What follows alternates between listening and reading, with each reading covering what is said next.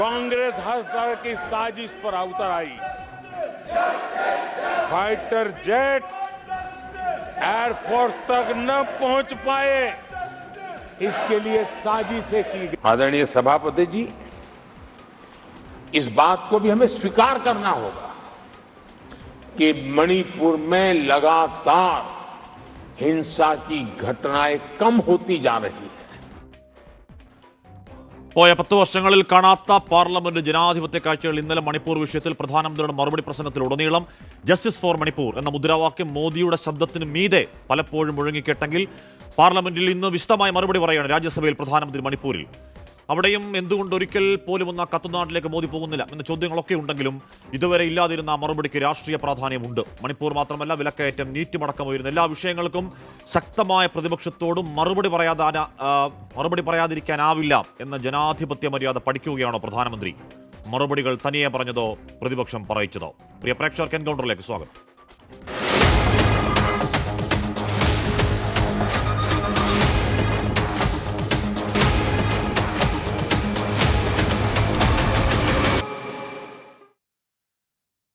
Shri A Rahim M P, Shri Raju P Nair, advocate B Gopalakrishnan, Shri Shaiju Antony എന്നിവർ ചർച്ചയിൽ. ആദ്യം ഞാൻ ശ്രീ എ റഹീം എം പിയിലേക്ക് തന്നെ പോകുന്നു. ശ്രീ എ റഹീം, കഴിഞ്ഞ 2 ദിവസത്തെ ലോക്സഭാ കാഴ്ച നരേന്ദ്രമോദിക്ക് ഗുജറാത്തിലടക്കം പാർലമെന്ററി അദ്ദേഹത്തിന്റെ കരിയറിൽ പരിചയമുള്ള ഒന്നല്ല.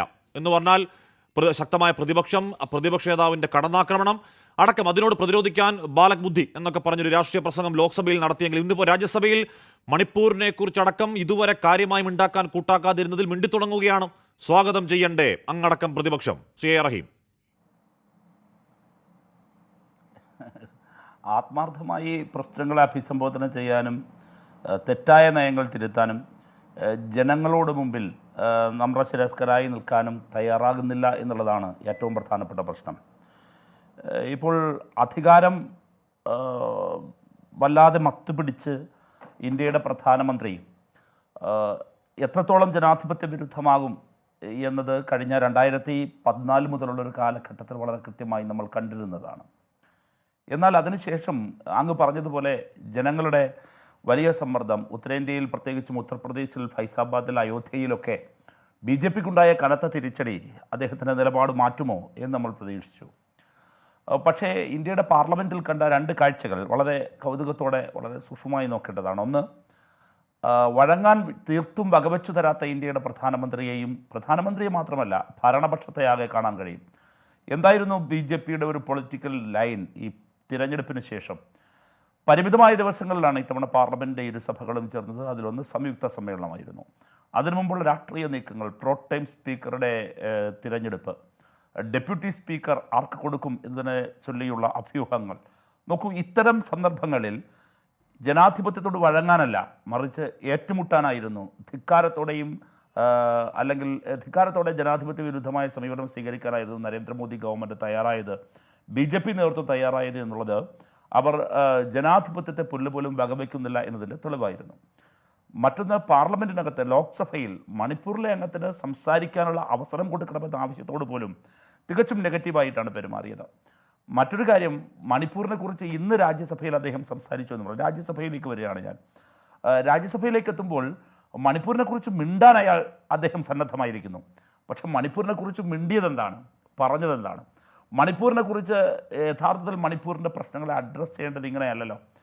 നെറ്റിനെ കുറിച്ച് NDAയെക്കുറിച്ച്, ഇപ്പോൾ രക്ഷകർത്താക്കൾക്കുള്ള അഭ്യൂഹങ്ങളെക്കുറിച്ച് പുറംതൊലിയിൽ നിന്നുകൊണ്ട് വർത്തമാനം പറഞ്ഞ് പോകലല്ലോ വേണ്ടത്. ആത്മാർത്ഥമായ ഇടപെടലുകൾക്ക് തയ്യാറാകുന്നില്ല. ഇപ്പോൾ പ്രത്യേകിച്ച് മണിപ്പൂരിനെ കുറിച്ചൊരു പ്രത്യേക ചർച്ച, പ്രധാനമന്ത്രി ആ ചർച്ചയ്ക്കൊടുവിൽ മറുപടി, ഇതൊക്കെയല്ലേ ഇന്ത്യൻ ജനാധിപത്യത്തിൽ ഉണ്ടാകേണ്ടത്? ശ്രീ റഹീം, അതുകൊണ്ടാണ് ഞാൻ പറഞ്ഞത് ഇത് മോദിക്ക് ശീലമില്ലാത്തതാണ്.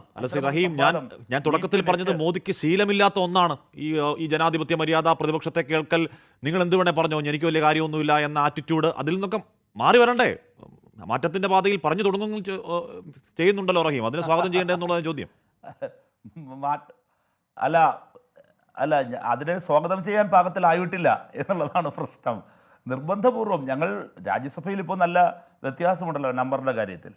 ആ നമ്പറിൻ്റെ കാര്യത്തിൽ വലിയ വ്യത്യാസമുണ്ട്. അപ്പം പ്രധാനമന്ത്രിക്ക് പറയാൻ ചിലയിടത്ത് സമ്മർദ്ദമേറുന്നു എന്നത് ശരിയാണ്. അങ്ങ് പറയുന്ന നിരീക്ഷണം ശരിയാണ്, രാഷ്ട്രീയ നിരീക്ഷണം ശരിയാണ്. പക്ഷേ എന്നതിനപ്പുറത്ത് അദ്ദേഹം ക്രിയാത്മകമായോ സത്യസന്ധമായോ കാര്യങ്ങളെ സമീപിക്കാൻ അദ്ദേഹത്തിന് ഗവൺമെൻറ്റും ഇപ്പോഴും തയ്യാറാകുന്നില്ല. അതാണ് ഞാൻ പ്രോട്ടം സ്പീക്കർ മുതൽ ഇന്നത്തെ രാജ്യസഭാ പ്രസംഗം വരെയുള്ള കാര്യങ്ങളിലേക്ക് ഞാൻ എത്തി നിൽക്കുന്നത്. ഞാൻ ഒടുവിലത്തെ ഉദാഹരണം പറയുന്നത്, ഞങ്ങൾ വാക്കൗട്ട് നടത്തി. ലീഡർ ഓഫ് ഒപ്പോസിഷൻ എന്നത് വളരെ പ്രധാനപ്പെട്ട ജനാധിപത്യത്തിലെ ഒരു ശബ്ദമാണ്. ലീഡർ ഓഫ് ഒപ്പോസിഷൻ എപ്പോഴെല്ലാം എഴുന്നേൽക്കുമോ പ്രധാനമന്ത്രി വഴങ്ങേണ്ടതായിരുന്നു. പക്ഷേ നോക്കൂ, ഇന്ന് ലീഡർ ഓഫ് ഒപ്പോസിഷൻ എഴുന്നേറ്റപ്പോൾ പ്രധാനമന്ത്രി വഴങ്ങിയില്ല. പലയാവർത്തി ചോദിച്ചു മല്ലികാർജ്ജുൻ ഖാർഗെ. ഞങ്ങളെല്ലാവരും എഴുന്നേറ്റത് മല്ലികാർജ്ജുൻ ഖാർഗെക്ക് സമയം അനുവദിക്കണമെന്ന് റിക്വസ്റ്റ് ചെയ്തു ചെയറിനോടും പ്രധാനമന്ത്രിയോടും. അതല്ലേ ജനാധിപത്യം? എന്താണ് പറയാനുള്ളത്? എനിക്ക് ക്ലാരിഫിക്കേഷൻ ആവശ്യമുണ്ട്, എനിക്ക് ചില കാര്യങ്ങൾ ചൂണ്ടിക്കാണിക്കാനുണ്ട്. സാധാരണഗതിയിൽ അങ്ങനെ മറ്റൊരാളല്ല, മറ്റേതെങ്കിലും ഒരു കക്ഷി നേതാവല്ല, വേറൊരു MP അല്ല, സഭയിൽ ലീഡർ ഓഫ് ഒപ്പോസിഷൻ എഴുന്നേറ്റ് ഇങ്ങനെ ഒരു ആവശ്യമുണ്ട് എന്ന് പറഞ്ഞാൽ സാധാരണഗതിയിൽ ജനാധിപത്യത്തിൽ വഴങ്ങിക്കൊടുക്കണ്ടേ? കേൾക്കാനേ തയ്യാറായില്ല. ഞങ്ങളെ കേൾക്കാതിരുന്നപ്പോഴാണ് ലീഡർ ഓഫ് ഒപ്പോസിഷന് മൈക്ക് കൊടുക്കാൻ പലയാവർത്തി ആവശ്യപ്പെട്ടിട്ടും എൻ്റെ ബ്ലോക്ക് എഴുന്നേറ്റ് എന്ന് ആവശ്യപ്പെട്ടും അവർ തയ്യാറാകാതിരുന്നപ്പോഴാണ് ഞങ്ങൾ ഇറങ്ങിപ്പോയത്. ഇന്ന് വളരെ കൗതുകകരമായൊരു കാര്യം മലയാള മാധ്യമങ്ങൾ അധികം ചർച്ച ചെയ്യാതെ പോയി എന്ന് എനിക്ക് തോന്നുന്നു. അത് ഞങ്ങൾക്ക് മുൻപേ മല്ലികാർജ്ജുൻ ഖാർഗെയുടെ നേതൃത്വത്തിൽ ഇന്ത്യ ബ്ലോക്ക് ഇന്ന് വാക്കൗട്ട് നടത്തുന്നതിന് മുൻപ് വേറൊരു വാക്കൗട്ട് സഭയിൽ നടന്നു. അത് BJD ആണ്. ഈ കഴിഞ്ഞ കാലങ്ങളിൽ ഉടനീളം BJPയുടെ നിർണായകമായ പല ബില്ലുകൾക്കും കടന്നു പോകാനുള്ള അവസരമൊരുക്കി കൊടുത്ത് പിന്തുണ കൊടുത്ത് NDAയുടെ പുറത്തു നിന്നിരുന്ന അവരുടെ അനുഭാവപൂർവ്വം പ്രവർത്തിച്ച സഖ്യകക്ഷി ഇന്ന് ആദ്യമായി ഈ നന്ദിപ്രമേയ ചർച്ചയിലുടനീളം പങ്കെടുത്ത് ശക്തമായി BJP ഗവൺമെൻറ് ആക്രമിച്ചു എന്ന് മാത്രമല്ല, ഇന്ത്യ ബ്ലോക്കിന് മുൻപ് തന്നെ പ്രധാനമന്ത്രി മറുപടി പറഞ്ഞു തുടങ്ങി. ഒരല്പസമയം കഴിഞ്ഞപ്പോൾ തന്നെ BJD വാക്കൗട്ട് നടത്തി പ്രതിഷേധിച്ചു. ഇതെല്ലാം കാണുന്നത് BJP രാഷ്ട്രീയമായി ദുർബലപ്പെടാൻ പോകുന്നു എന്നുള്ളതാണ്. ഒരു കനത്ത പ്രഹരമേറ്റതിന് ശേഷം ആ പ്രഹരം വീണ്ടും വീണ്ടും തുടർന്നുകൊണ്ടിരിക്കുകയാണ്. അപ്പോൾ ആ തുടരുന്നതിൻ്റെ ഒരു പ്രശ്നമുണ്ട്, അത് അങ്ങ് പറഞ്ഞതുപോലെ കാണിക്കുന്നുണ്ട്. പക്ഷെ അത് ജനാധിപത്യപരമായ ഒരു സംവാദത്തിനോ രാഷ്ട്രീയമായ ഔന്നത്യമുള്ള ഒരു നിലപാടിലേക്ക് അതിനെ ഒന്ന് സ്വാഗതം ചെയ്യാൻ പാകപ്പെട്ടിട്ടില്ല. താങ്കൾ നന്നായി പറയും. ഞാൻ അങ്ങനെയൊക്കെ എത്താം.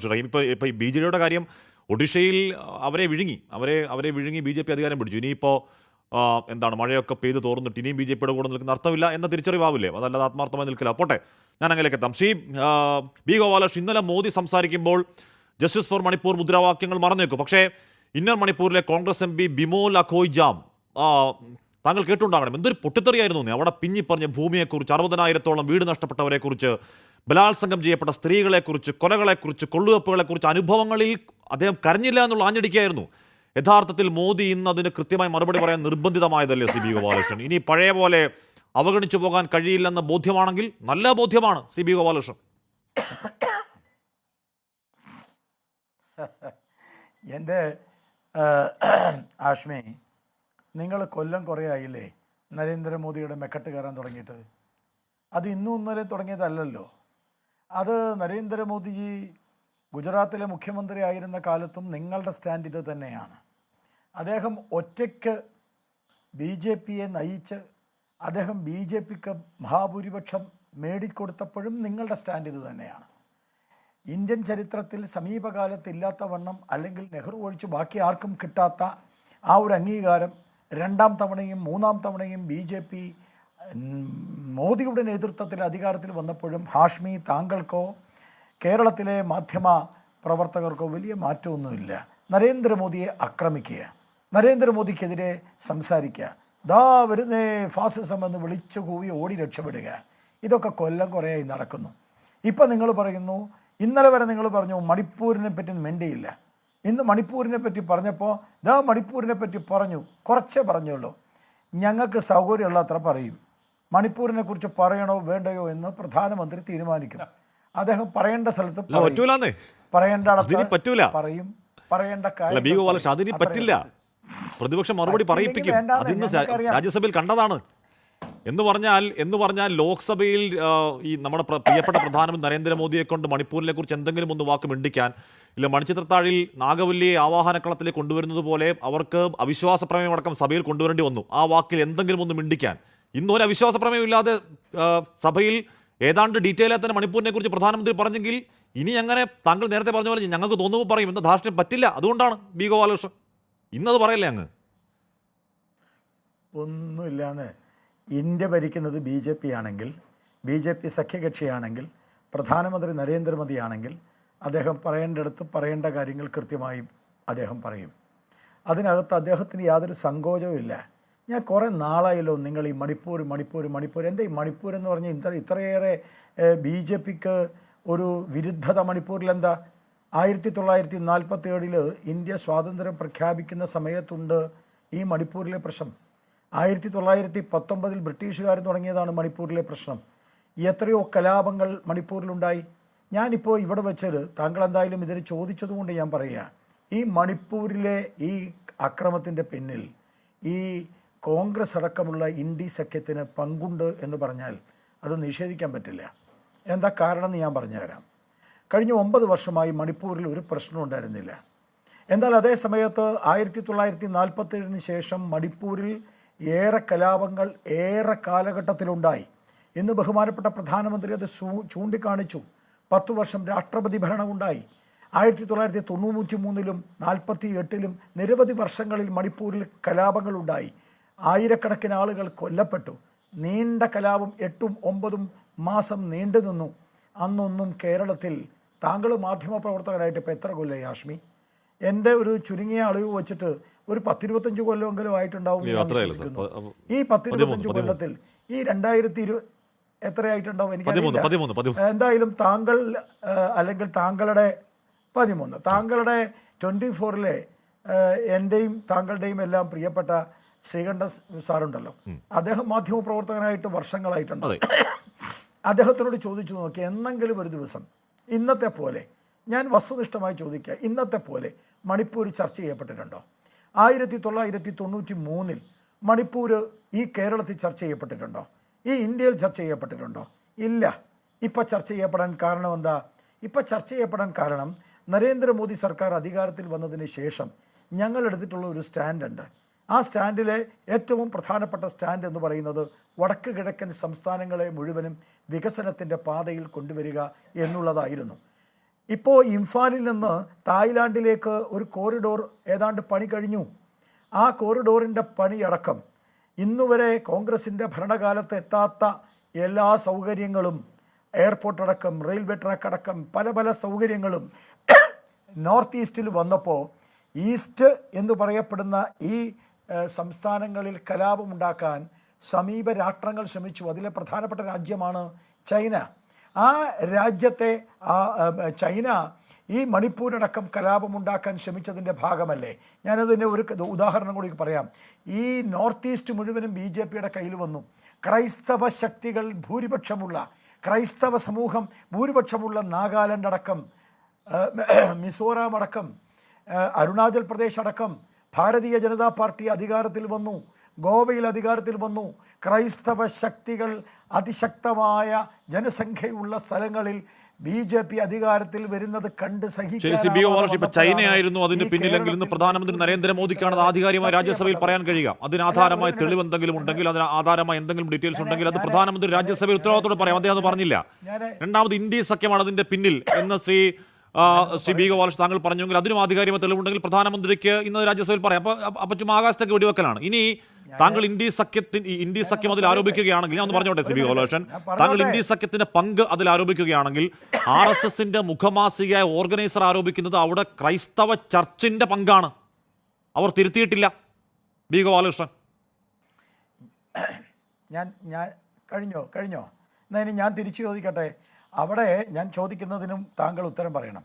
ഞാൻ ആധികാരികമായിട്ടുള്ള തെളിവുകൾ എന്ന രീതിയിൽ ഞാൻ പ്രസൻറ്റ് ചെയ്യുന്നത് എന്താണെന്നുള്ളത് കേട്ടിട്ട് സംസാരിക്കുക. ഞാൻ പറയുന്നത് ഒരു ലോജിക്കൽ പോയിൻ്റാണ്. അതായത് ക്രൈസ്തവ മേഖല, നിങ്ങൾ അവിടെ നിന്ന് ചാടിപ്പോവല്ലേ, ക്രൈസ്തവ മേഖലകളിൽ, ക്രൈസ്തവ സംസ്ഥാനങ്ങളിൽ BJPക്ക് സ്വാധീനം ഉറപ്പിക്കാൻ കഴിഞ്ഞു. അതുകൊണ്ട് തന്നെ ക്രൈസ്തവ ശക്തിയുള്ള കേരളത്തിലെ കർദിനാൾമാരും ബിഷപ്പുമാരും എല്ലാം BJPയുമായി ബന്ധപ്പെടുന്നു എന്ന് കണ്ടപ്പോഴാണ് ഈ മണിപ്പൂർ കേരളത്തിൽ ഏറെ ചർച്ച ചെയ്യപ്പെട്ടത്. അതെന്തുകൊണ്ടാണ്? അത് ബോധപൂർവം BJPയെ ഈ മൈനോറിറ്റി എതിർക്കുന്ന, മൈനോറിറ്റിയുടെ ശത്രുവാണ് എന്ന് ബോധപൂർവം കൊണ്ടുവന്ന് ക്രൈസ്തവ ശക്തിയിൽ നിന്ന് അല്ലെങ്കിൽ ക്രൈസ്തവ ബോധപൂർവമായ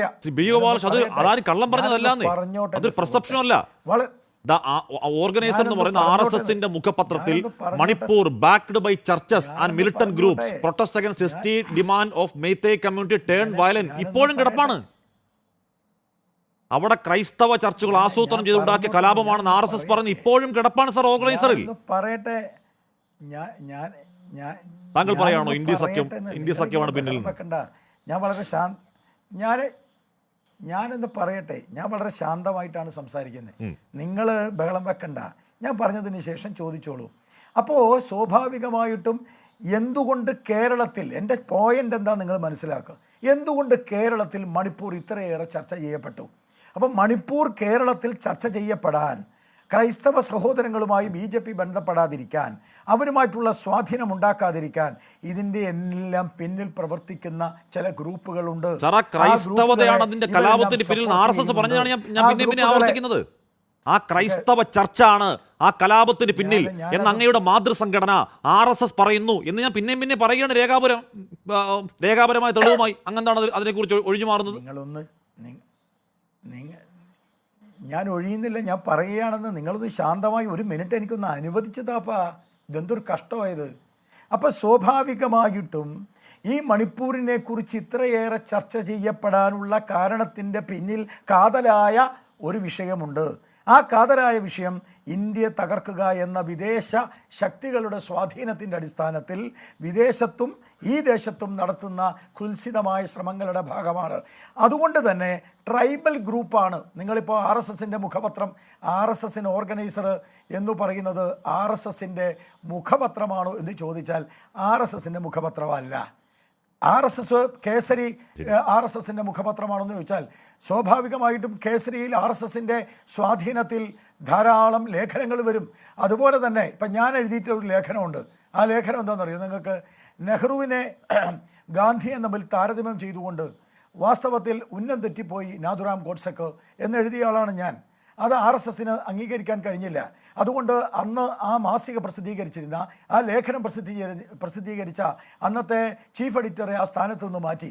എനിക്കെതിരായിട്ടല്ല, മാസികയുടെ ചീഫ് എഡിറ്ററെ മാറ്റി. ഞാനൊന്ന് പറയട്ടെ, മണിപ്പൂർ കലാപത്തിന്റെ പിന്നിൽ ക്രൈസ്തവ ചർച്ചാണ് എന്ന ഈ വർഗീയ പരാമർശത്തിൽ ലേഖനം വന്ന ഓർഗനൈസറിന്റെ ഒരു എഡിറ്ററെ മാറ്റിയിട്ടില്ല. ഞാൻ പറയണമെന്ന് കേൾക്കും മിസ്റ്റർ, നിങ്ങളത് തൊള്ളയിടാതെ. കുറച്ച് നേരമായില്ലേ പറയണം, ഞാനൊന്ന് പറയാൻ. ഞാൻ പറഞ്ഞല്ലോ അത് അവിടെ കിടക്കുന്നുണ്ട്, ഇല്ലാന്ന് ഞാൻ പറഞ്ഞില്ല. ഞാൻ പറഞ്ഞു വരുന്നത് ഓർഗനൈസറിൽ പല ആളുകളും എഴുതും, പക്ഷേ RSSന്റെ സർസംഘചാലക് കഴിഞ്ഞ ദിവസം മണിപ്പൂരിനെ കുറിച്ച് പറഞ്ഞത് എന്താണെന്ന് നിങ്ങൾക്കറിയില്ലേ? അത് നിങ്ങൾ പറഞ്ഞതല്ലേ? അത് നരേന്ദ്രമോദിക്കെതിരെ സംസാരിച്ചതാണെന്ന് നിങ്ങൾ പല പ്രാവശ്യം പറഞ്ഞതല്ലേ? പിന്നെ വീണ്ടും RSSന്റെ പേര് പറയുന്നത്. ഞാൻ പറഞ്ഞു വരുന്നത് ഗോത്രവർഗം നരേന്ദ്രമോദിക്കെതിരെ സംസാരിച്ചാണ് താങ്കൾ സംസാരിച്ചത്. നിങ്ങളാ പറഞ്ഞത് അത് നരേന്ദ്രമോദിക്കെതിരാ. നരേന്ദ്രമോദിക്കെതിരാണെന്ന് 24 ആണ് പറഞ്ഞുണ്ടാക്കിയത്, ഞാനല്ല. ഇവിടുത്തെ മാധ്യമങ്ങളാണ് പറഞ്ഞത്. അതാ ഞാൻ നിങ്ങളോട് ചൂണ്ടിക്കാണിച്ചത്. RSSന്റെ സർസംഘചാലക് മണിപ്പൂരിനെ കുറിച്ച് പറഞ്ഞത് നിങ്ങൾ കേട്ടില്ലേ എന്ന് പല പ്രാവശ്യം ചോദിച്ചവരല്ലേ നിങ്ങൾ? എന്നിട്ട് ഒരു ദിവസം RSSന്റെ മുഖപത്രത്തിൽ അത് വന്നു എന്ന് പറഞ്ഞിട്ട് എഴുന്നള്ളിക്കുക. ഞാൻ പറഞ്ഞു വരുന്ന പോയിന്റ് എന്താ? നിങ്ങൾ മണിപ്പൂരിൽ നടന്നത് ഗോത്രവർഗം. RSS എഴുന്നള്ളിക്കുന്നതാണേ. അത് തിരുത്തിയിട്ടുണ്ടോ ഇതുവരെ? ഗോത്രവർഗം ആ ഓർഗനൈസ് ഇതുവരെ തിരുത്തിയിട്ടുണ്ടോ? RSS ഭരണഘടനയുടെ കാര്യത്തിൽ, റിസർവേഷന്റെ കാര്യത്തിൽ ഏതെങ്കിലും ഒരു സ്റ്റാൻഡ് എല്ലാ കാലത്തും എടുത്തിട്ടുണ്ടോ? ഇല്ലല്ലോ. അങ്ങോട്ടും ഇങ്ങോട്ടും മാറി മാറി കളിക്കും. മിസ്റ്റർ ഹാഷ്മി, മണിപ്പൂരിൽ നടന്നത് ഗോത്രവർഗങ്ങൾ തമ്മിലുള്ള സംഘർഷമാണ്. അത് മതപരമായ സംഘർഷമല്ല, അത് ഹിന്ദു ക്രിസ്ത്യൻ സംഘർഷമല്ല എന്ന് ഇവിടുത്തെ ജാക്കോബൈറ്റ്സിന്റെ നേതാവ് പറഞ്ഞില്ലേ? ഇവിടുത്തെ ബിഷപ്പ് പറഞ്ഞില്ലേ? മഹാരാഷ്ട്രയിലെ ബിഷപ്പ് പറഞ്ഞില്ലേ? മിസോറാമുമായി ബന്ധപ്പെട്ട, മണിപ്പൂരുമായി ബന്ധപ്പെട്ട ചുമതലയുള്ള കർദിനാൾ പറഞ്ഞില്ലേ? ബിഷപ്പ് പറഞ്ഞില്ലേ? അതൊന്നും നിങ്ങൾക്കും അറിയണ്ട. ഓർഗനൈസറിൽ ഒരു ലേഖനമാണ്, അത് മാത്രമേ നിങ്ങൾ പറയുള്ളൂ. മണിപ്പൂരിൽ നടന്നത് ട്രൈബൽ കലാപമാണ്. 1947 മുതൽ ഉണ്ടായിട്ടുള്ളതാണ്. ശരി ശരി, ഓക്കെ ഓക്കെ. സാർ, അങ്ങ് ഓർഗനൈസറിനെ പുച്ഛിച്ച് തള്ളിക്കഴിഞ്ഞാൽ പിന്നെ നിങ്ങൾക്ക് ബാധകമല്ല. അല്ല, ഓർഗനൈസർ ലേഖനത്തെ ബി ഗോപാലകൃഷ്ണൻ ബി ഗോപാലകൃഷ്ണൻ തള്ളി പറഞ്ഞാൽ എനിക്കതിൽ വാദമില്ല. അല്ല, ഞാൻ പറഞ്ഞത് സാർ, ഓർഗനൈസറിൽ വന്നൊരു ലേഖനം നിങ്ങൾക്ക് ബാധകമാണോ? നിങ്ങൾക്ക് ബാധകമാണോ? മതാധ്യക്ഷൻ ക്രൈസ്തവ ബി ഗോപാലകൃഷ്ണൻ ഓർഗനൈസർ എന്ന RSSന്റെ മുഖമാസികയിൽ വന്നൊരു ലേഖനത്തെ RSS പ്രവർത്തകനായ ബി ഗോപാലകൃഷ്ണൻ നിരാകരിച്ചാൽ എനിക്കതിൽ വാദമില്ല. ആ, ഓക്കെ, മാറ്റി വെച്ചേക്കാം. അല്ല, എന്റെ ചോദ്യം വളരെ കൃത്യമാണല്ലോ. കഴിഞ്ഞ ദിവസമാണല്ലോ RSSന്റെ സർസംഘചാലക് മണിപ്പൂരിന്റെ കാര്യത്തെ കുറിച്ച് പറഞ്ഞത്. വിഴുങ്ങുന്നതിന് കഴിഞ്ഞ ദിവസമാണല്ലോ മതമേലധ്യക്ഷന്മാർ ഇവിടെ പറഞ്ഞത്. മതമേലധ്യക്ഷന്മാർ പറഞ്ഞത് അവിടെ ട്രൈബലാണ്, അവിടെ നടക്കുന്നത് ട്രൈബലാന്ന് പറഞ്ഞില്ലേ? നിങ്ങൾ അത് മാത്രം പറയില്ല, നിങ്ങളത് ഹിന്ദു ക്രൈസ്തവ യുദ്ധമായി പ്രഖ്യാപിക്കും. ഹിന്ദുക്കളുടെ മുഴുവനും അവകാശം BJPക്ക് ഇല്ലെന്ന്. അല്ല, ഹിന്ദുക്കളുടെ മുഴുവൻ അവകാശം BJPക്ക് ഇല്ല എന്ന് പറഞ്ഞില്ലേ? എന്താ പിന്നെ മണിപ്പൂരിൽ നടക്കുന്ന കലാപം വേറെ ഹിന്ദുക്കളായിരിക്കും? അതിന് ഞങ്ങളുടെ തലയെ കൊണ്ട് വെക്കണേ? പറഞ്ഞല്ലോ ഹിന്ദുക്കളുടെ മുഴുവൻ അവകാശം നിങ്ങൾക്കില്ല പറഞ്ഞില്ലേ? ഞങ്ങളുടെ തലയെ കൊണ്ട് വെക്കണം. പിന്നെ ഞങ്ങളുടെ തലയെ കൊണ്ട് വെക്കണ്ട. ഇന്ത്യയിൽ കലാപങ്ങൾ ധാരാളം ഉണ്ടായിട്ടുണ്ട്. ഇന്ത്യയിൽ ഏറ്റവും കൂടുതൽ വർഗീയ കലാപം ഉണ്ടായത് കോൺഗ്രസുകാരുടെ കാലത്താ. പോയി ചരിത്രം പരിശോധിക്കുക. കാലത്തല്ല. 9 വർഷം മണിപ്പൂരിൽ ഒരു അനക്കം ഉണ്ടായിരുന്നില്ല. എന്തുകൊണ്ടുണ്ടായി? ശരി, രാജു പി നായർ പോയ കാലത്തെ കോൺഗ്രസ് ചരിത്രങ്ങളെ കുറിച്ച് രാജ്യസഭയിൽ ഇന്നും പറയുന്നുണ്ട്. ആദ്യ 10 മിനിറ്റിൽ ഭരണഘടനയുടെ യഥാർത്ഥ സംരക്ഷകർ ആര് എന്നതിനെ കുറിച്ച് പ്രധാനമന്ത്രി നരേന്ദ്രമോദി അടിയന്തരാവസ്ഥ അടക്കം ഇന്നും പറയുന്നുണ്ട്. ഇനി ചുരുങ്ങിയ ഭാഗമാണെങ്കിൽ കൂടി അതേ മണിപ്പൂരിനെ കുറിച്ച് പറയുന്നുണ്ട്. ലക്ഷക്കണക്കിന് വിദ്യാർത്ഥികളെ നേരിട്ട് ബാധിക്കുന്ന നീറ്റിനെ കുറിച്ച് പറയുന്നുണ്ട്. ഒരു പരിധിവരെ തൊഴിലില്ലായ്മയെ കുറിച്ച് പറയുന്നുണ്ട്. സർ, പ്രധാനമന്ത്രി രാഹുൽ ഗാന്ധി ലോക്സഭയിൽ അഡ്രസ് ചെയ്ത വിഷയങ്ങളിൽ ഒന്നൊന്നായി മറുപടി പറഞ്ഞു തുടങ്ങി. ഞാൻ A.R. റഹീമിനോട് ചോദിച്ച ചോദ്യം, രാജു പി നായർ കോൺഗ്രസും അതിനെ ഹൃദയാത്മന സ്വാഗതം ചെയ്യണ്ടേ? മറുപടി പറയാതെ എവിടെ പോവാൻ? ഇന്ത്യൻ ജനാധിപത്യത്തിന്റെ ശക്തി ഒരു ഏകാധിപതിയാവാൻ ശ്രമിച്ച നരേന്ദ്രമോദിയെ 240 കൊണ്ടുവന്ന് അപ്പുറത്തും ഇപ്പുറത്തും നിതീഷിനെയും അതുപോലെ തന്നെ ചന്ദ്രബാബുവിനെയും നേടിനും വെച്ച് പരാന്നപോച്ചി ആയി മാറിയ നരേന്ദ്രമോദിയെ കൊണ്ടുവന്ന് നിർത്തിയത് ഇന്ത്യൻ ജനാധിപത്യത്തിന്റെ ശക്തിയാണ്. ഒരല്പം കൂടിയൊക്കെ ഉണ്ടായിരുന്നെങ്കിൽ ആ മനുഷ്യൻ ഇന്ന് ഇന്ത്യൻ പ്രധാനമന്ത്രി ആവുകയായിരുന്നില്ല. അറിയില്ലേ? 1:42 കിതച്ച് 4 റൗണ്ട് താഴെ പോയി ജയിച്ചു വന്ന ഇന്ത്യയുടെ പ്രധാനമന്ത്രിയാണ്. അദ്ദേഹത്തിന് ഒരു ചിന്ത വേണം. അതില്ലാതെ പോയതിൻ്റെയാണ് പ്രശ്നം. അത് അദ്ദേഹത്തിന് ചിന്തയില്ലെങ്കിൽ ഗോപാലകൃഷ്ണനുള്ള പോലെയുള്ളവരൊന്ന് പഠിപ്പിച്ചു കൊടുക്കണം. അതെങ്ങനെ ചെയ്യും? ഗോപാലകൃഷ്ണൻ പറയാണ് ഞങ്ങളാണ് ഇന്ത്യയുടെ സർവസ്വം, ഞങ്ങൾ തോന്നുന്നത് ചെയ്യും, ഞങ്ങൾ പറയുന്നത് നടക്കുമെന്ന് പറയാം. ഈ ഗോപാലകൃഷ്ണൻ ഇനി മോദിയെ പഠിപ്പിക്കാൻ പോയിട്ട് വല്ല കാര്യമുണ്ടോ? അതാണ് ഈ BJPയുടെ ഇന്നത്തെ അവസ്ഥ. പക്ഷെ ഇന്നലെ അത്രയും സ്ഥലത്ത് മണിപ്പൂരിനെ സംബന്ധിച്ച് ആവശ്യപ്പെട്ടിട്ട് നടത്താത്ത ചർച്ച ഇന്ന് നടത്തി. ഇനി എന്താ പറയുന്നത്? വസ്തുതകൾ വളച്ചൊടിച്ച് യാതൊരു വിധത്തിലുള്ള കാമ്പുമില്ലാതെ സർക്കാർ എന്തു ചെയ്തു എന്ന് പറയാതെ ഒരു കുറ്റസമ്മതം നടത്തി. എന്താ പറയുന്നത്? ഞങ്ങൾ പരമാവധി ശ്രമിച്ചു. ഇന്ത്യയുടെ ആഭ്യന്തരമന്ത്രി പല ദിവസം അവിടെ പോയി നിന്നു. ഞങ്ങളുടെ ഗവൺമെന്റ് BJPയുടെ മണിപ്പൂരിലുണ്ട്. ഇതൊന്നും കഴിഞ്ഞിട്ട് ഞങ്ങൾക്കിത് ചെയ്യാൻ കഴിയുന്നില്ല, ഞങ്ങൾ പരാജയപ്പെട്ടു. അത് പറഞ്ഞാൽ പോരെ? ഇന്ത്യയുടെ ലോക്സഭയിൽ നിന്നിട്ട് പറയണം ഞങ്ങൾ പരാജയപ്പെട്ടു. അങ്ങനെ പരാജയപ്പെടുമ്പോൾ ചില നടപടികൾ എടുക്കണം. ആ നടപടികൾ എടുത്തില്ല. ഇന്ന് നമ്മൾ ഹിന്ദുക്കളുടെ അട്ടിപ്പേറാവകാശത്തെ കുറിച്ചൊക്കെ വീണ്ടും ഗോപാലകൃഷ്ണനോട് പറയുന്നത്. ഞങ്ങൾ ഹിന്ദുക്കളെ കുറിച്ചല്ലെന്നേ പറഞ്ഞത്. നിങ്ങളിതെല്ലാം കൂടി ഹിന്ദുക്കളാക്കി നിൽക്കാൻ നോക്കുന്നുണ്ട. ഞങ്ങൾ എന്താ പറഞ്ഞത്? മണിപ്പൂർ കലാപം തുടങ്ങിയിട്ട് 1 വർഷത്തിനു മേലെയായി. എന്തുകൊണ്ട് ആ സർക്കാർ പരാജയപ്പെട്ട ആ സർക്കാരിനെ പുറത്താക്കുന്നില്ല? എന്തുകൊണ്ട് ആ സർക്കാർ തന്നെ കലാപത്തിന്റെ ഭാഗമായി മാറിയിട്ട് ആ സർക്കാരിനെതിരെ എന്തുകൊണ്ട് നടപടിയെടുക്കുന്നില്ല? ആ സർക്കാരിന്റെ മുഖ്യമന്ത്രി BJPയുടെ മുഖ്യമന്ത്രിയാണ് പറഞ്ഞത്, ഒരു 2 സ്ത്രീകളെ നഗ്നരാക്കി പരേഡ് ചെയ്യുന്ന മനുഷ്യ ഹൃദയങ്ങളെ മുഴുവൻ തകർത്ത വീഡിയോ പുറത്തു വന്നപ്പോൾ ആ മുഖ്യമന്ത്രിയാണ് പറഞ്ഞത് ഇതെന്ത്, ഇതേപോലത്തെ 100 എണ്ണം ഗ്രൗണ്ടിൽ വന്നാൽ ഞാൻ കാണിച്ചു തരാം എന്ന് പറഞ്ഞ മുഖ്യമന്ത്രിയാ. അവിടുത്തെ കുക്കി വംശകരെ അവരെ ഇൻഫിൽട്രേറ്റേഴ്സ് ആയിട്ടും അവർ ഇതിന്റെ മ്യാൻമറിൽ നിന്ന് കടന്നു വന്നവരാണെന്നും തീവ്രവാദികളാണെന്ന് പറഞ്ഞത് ആരാ? ആ മണിപ്പൂരിന്റെ മുഖ്യമന്ത്രി. അങ്ങനെ 2 വിഭാഗങ്ങൾ തമ്മിൽ സംഘർഷം നടക്കുമ്പോൾ അതിലൊരു വിഭാഗത്തെ തീവ്രവാദികളുടെ മുദ്ര കുത്തിയത് മണിപ്പൂരിന്റെ BJPയുടെ മുഖ്യമന്ത്രിയാ. എന്തേ നടപടിയില്ലാത്തത്? എന്തുകൊണ്ട് പോലീസിന്റെ ആയുധങ്ങൾ പിടിച്ചെടുത്തുകൊണ്ട് ഈ അക്രമകാരികൾ പോയപ്പോൾ പോലീസ് നോക്കി നിന്നപ്പോ എന്തുകൊണ്ട് നടപടി ഉണ്ടായില്ല? ഈ മണിപ്പൂർ കലാപത്തിനിടയ്ക്ക് എവിടെയെങ്കിലും പോലീസ് ആക്ഷൻ എടുത്ത് അറിയാവോ? എന്തുകൊണ്ട് ഇപ്പോഴും 60,000-ഓളം പേര് ഇന്ന് റിലീഫ് ക്യാമ്പിൽ നടക്കുമ്പോൾ അവർക്ക് എന്തുകൊണ്ട് ഏറ്റവും സാമാന്യമായ നീതി ലഭ്യമാക്കുന്നില്ല? ഞങ്ങൾ ഹിന്ദുക്കളെ കുറിച്ചല്ല ഗോപാലകൃഷ്ണൻ പറയുന്നത്, ഞങ്ങൾ പറയുന്നത് BJPയുടെ സർക്കാരിനെ കുറിച്ചാ. ഇനി 93-നെ സംബന്ധിച്ച് പറഞ്ഞല്ലോ, അതിനകത്ത് നടന്ന സംഭവങ്ങളെ കുറിച്ച് നമുക്ക് ചർച്ച ചെയ്യാം. പക്ഷെ 93-ന് ഈ സംഭവം നടന്നപ്പോൾ എന്താ ചെയ്തത്? നരസിംഹറാവുവിന്റെ ഗവൺമെന്റ് രാജേഷ് പൈലറ്റിനെ അങ്ങോട്ടേക്ക് അയച്ചു. രാജേഷ് പൈലറ്റിന്റെ പ്രസ്താവന അറിയാവോ ഗോപാലകൃഷ്ണൻ? ഈ സർക്കാർ, മണിപ്പൂർ സർക്കാർ പരാജയപ്പെട്ടിരിക്കുന്നു. ആരുടെ സർക്കാരായിരുന്നു? BJP-യുടെ സർക്കാരായിരുന്നില്ല, കോൺഗ്രസിന്റെ സർക്കാരായിരുന്നു. 93 ഡിസംബറിൽ പിരിച്ചുവിട്ടു ആ ഗവൺമെന്റിനെ. ആരുടെ സർക്കാർ? കോൺഗ്രസിന്റെ സർക്കാർ. ആരായിരുന്നു പിരിച്ചുവിട്ടത്? കോൺഗ്രസ്. ഇല്ലേ? നാണോ ഉളുപ്പോ ഉണ്ടോ ഇപ്പോൾ ഇവിടെ നിന്ന് പറയാനായിട്ട്? പോലീസിന്റെ ആയുധം വരെ കൊടുത്ത് മനുഷ്യരെ വഴിയിൽ വെച്ച് ഷൂട്ട് ചെയ്ത് കൊന്ന് സ്ത്രീകളെ പരേഡ് നടത്തുമ്പോൾ അത് കണ്ട് ആനന്ദിച്ച മുഖ്യമന്ത്രിയെ ഇന്നും തലോടിക്കൊണ്ടിരിക്കുക. ഒരു നടപടി എടുക്കില്ല. എന്നിട്ട് വന്നിട്ട് പറയാ ഞങ്ങൾ ചെയ്യാവുന്നത് മുഴുവൻ ചെയ്തു. എന്നാൽ ഞാൻ പരാജയപ്പെട്ടു എന്ന് പറയണമെന്നേ. അത് പറയാനുള്ള നട്ടലില്ലേ, ആർജവുമില്ലേ? അതല്ലേ സംഭവിക്കുന്നത്. പിന്നെ ക്രിസ്ത്യാനികൾക്കെതിരെയുള്ള സമരം ഞാൻ ചോദിക്കട്ടെ, 36 മണിക്കൂറിനുള്ളിൽ 249 പള്ളികൾ ആക്രമിക്കപ്പെട്ടു. ആരാ? ഞാൻ പറഞ്ഞതാണോ? അല്ല, അവിടുത്തെ കണക്കുകളാണ്. ഇംഫാലിലെ ആർച്ച് ബിഷപ്പ് തന്നെ പറഞ്ഞ കണക്കുകളാണ്. 36 മണിക്കൂറിൽ 249 എണ്ണം. എവിടെയാണ് തകർക്കപ്പെട്ടത്? മെയ്ത്തി വിഭാഗത്തിന്റെ ഏരിയയിൽ. മെയ്ത്തി വിഭാഗത്തിന്റെ ഏരിയയിൽ തകർക്കപ്പെട്ടത് മെയ്ത്തി വിഭാഗം തന്നെ ചെയ്ത. ആരെയാ മെയ്ത്തി വിഭാഗം പിന്തുണയ്ക്കുന്നത്? BJP പിന്തുണക്കുന്ന മെയ്ത്തി വിഭാഗം ക്രിസ്ത്യാനികൾക്കെതിരെ നടത്തിയ നരനായാട്ടാണ്. അതിനെ പിന്നീട് മാറ്റി നിർവചിക്കാൻ വേണ്ടി നടത്തുന്ന ശ്രമം. മണിപ്പൂര്, ബാക്കി വിഷയം പിന്നത്തേക്ക് വരാം. പിന്നെ നോക്കൂ ഹാഷ്മി, ഇന്ന് അടിയന്തരാവസ്ഥയെ കുറിച്ച് പറയുകയാണ്. ഈ ഇരട്ടത്താപ്പ് ഇങ്ങനെ വന്ന് നിൽക്കാവോ? അടിയന്തരാവസ്ഥ നടത്തിയപ്പോൾ അടിയന്തരാവസ്ഥയെ പിന്തുണച്ച പാർട്ടിയുടെ പേരെന്തായിരുന്നു? ജനസംഘ്. അടിയന്തരാവസ്ഥയെ പിന്തുണച്ചുകൊണ്ട് ഇന്ദിരാഗാന്ധിക്ക് കത്തെഴുതിയ 2 തവണ കത്തെഴുതിയ നേതാവിന്റെ പേരെന്താ? അന്നത്തെ സർസംഘചാലക് ദേവരശ്. എന്താ പറഞ്ഞത്? ചെങ്കോട്ടയിൽ നിന്ന് അടിയന്തരാവസ്ഥ പ്രഖ്യാപിച്ച ഇന്ദിരാഗാന്ധിയുടെ പ്രസംഗത്തെ പ്രശംസിച്ചുകൊണ്ട് കത്തെഴുതി. കത്തെഴുതിയിട്ടും ഇന്ദിരാഗാന്ധി മൈൻഡ് ചെയ്തില്ല. അപ്പോ ഇന്ദിരാഗാന്ധി വിനോബാ ഭാവയുടെ ആശ്രമത്തിൽ കാണാൻ വരുന്നു എന്നറിഞ്ഞു. അപ്പോ സർസംഘചാലക് വീണ്ടും വിനോബാ ഭാവയ്ക്ക് കത്തെഴുതിയിരിക്കുന്നു. എന്താ? ഇന്ദിരാഗാന്ധിയോടൊന്ന് പറയണം, ഞങ്ങളുടെ നിരോധനം നീക്കണം, ഞങ്ങൾ ഈ സർക്കാരിനെ പിന്തുണയ്ക്കുന്നു, ഞങ്ങൾ അടിയന്തരാവസ്ഥയെ പിന്തുണയ്ക്കുന്നു, അതുകൊണ്ട് ഞങ്ങളെ രക്ഷിക്കണം. എഴുതിയതാരാ? RSSന്റെ സർസംഘചാലക്.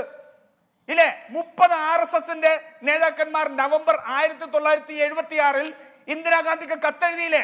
ഞങ്ങൾ പിന്തുണ പ്രഖ്യാപിക്കുന്നു RSS, അതുകൊണ്ട് ഈ RSSനെതിരെയുള്ള നിരോധനം നീക്കണം, ഞങ്ങളെയൊക്കെ ജയിലിൽ നിന്ന് വിട്ടയക്കണം എന്ന് കത്തെഴുതിയില്ലേ?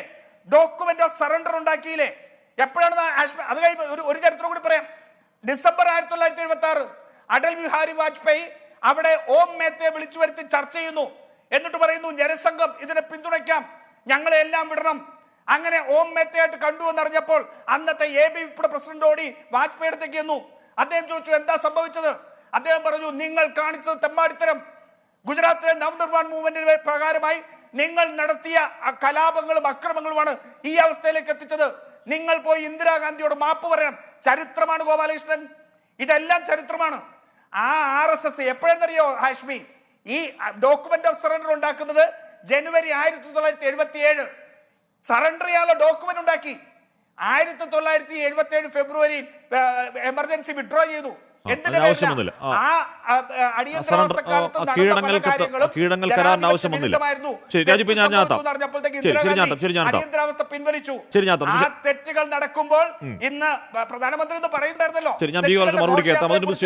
ആ തെറ്റുകൾ നടക്കുമ്പോൾ ഈ രാജ്യത്ത് അടിയന്തരാവസ്ഥക്കെതിരെയുള്ള സമരം പിൻവലിച്ച് ഗവൺമെന്റിന് പിന്തുണ പ്രഖ്യാപിച്ചവരാണ് ഈ RSS, അന്നത്തെ ജനസംഘ്. ശരി, ഷൈജു ആന്റണി, ഇവിടെ നമ്മൾ മണിപ്പൂരിനെ പറ്റി ഒരുപാട് കാലം സംസാരിച്ചതാണ്, ശരിയാണ്. പക്ഷേ അവിടെ സമാധാനം പുനരുമ്പോൾ നമ്മൾ സംസാരിച്ചുകൊണ്ടിരിക്കും, കാര്യം നമ്മുടെ സഹോദരന്മാരാണ്, ഒരു തർക്കം അക്കാര്യത്തിൽ. ഷൈജു ആന്റണി, പക്ഷേ സത്യസന്ധമായിട്ട് സംവദിക്കാൻ കഴിയില്ലേ? ശരി, ഞാൻ രാജു പറയാൻ കഴിയില്ലേ? ഹാഷ്മി, ഇന്നലെയും ഇന്നും കണ്ടത് empty vessels make noise എന്നുള്ള ഇത് നമ്മൾ കേട്ടിട്ടുണ്ടല്ലോ.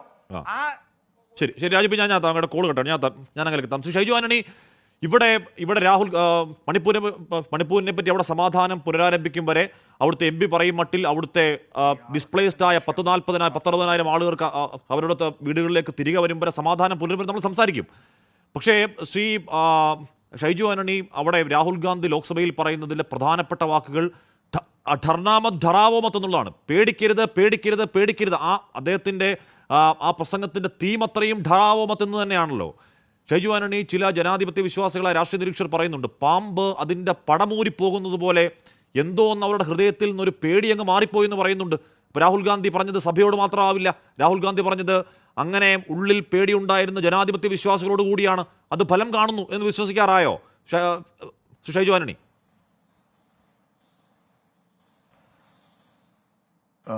ഒന്നാമത്തെ കാര്യം ഹാഷ്മി, അത് ഫലം കാണുന്നുണ്ട് എന്ന് വിശ്വസിക്കാറായോ എന്ന് പറയാനുള്ള സമയമായിട്ടില്ല. പക്ഷെ ഒരു കാര്യം പറയാം, ഇന്ത്യയിലെ ജനാധിപത്യ വിശ്വാസികൾ മുഴുവൻ ഒരു ജനാധിപത്യ സർക്കാരിനെ കുറെ നാളുകൾക്ക് ശേഷം പാർലമെന്റിലേക്ക് ഉറ്റുനോക്കി കാണുകയാണ്. അവിടെ ജനാധിപത്യം ഈ രാജ്യത്ത് വീണ്ടും പുലരും എന്ന ഒരു വലിയ വിശ്വാസം ഈ മനുഷ്യരിൽ ഉണ്ടാവുകയാണ്. ശ്രീ ഗോപാലകൃഷ്ണൻ നേരത്തെ പറഞ്ഞതുപോലെ ഞങ്ങൾക്ക് സൗകര്യമുണ്ടെങ്കിൽ പറയും, വേണമെങ്കിൽ പറയും എന്ന കാലം കഴിഞ്ഞു എന്ന് മനുഷ്യർക്ക് മനസ്സിലാവുകയാണ്. വളരെ കൃത്യമായ പ്ലാനോടുകൂടി, പദ്ധതിയോടുകൂടി, ആസൂത്രണത്തോടുകൂടി ഇന്ത്യ സഖ്യം പ്രതിപക്ഷ നേതൃനിരയെ നയിച്ചു എന്ന് വേണം നമ്മൾ മനസ്സിലാക്കാൻ.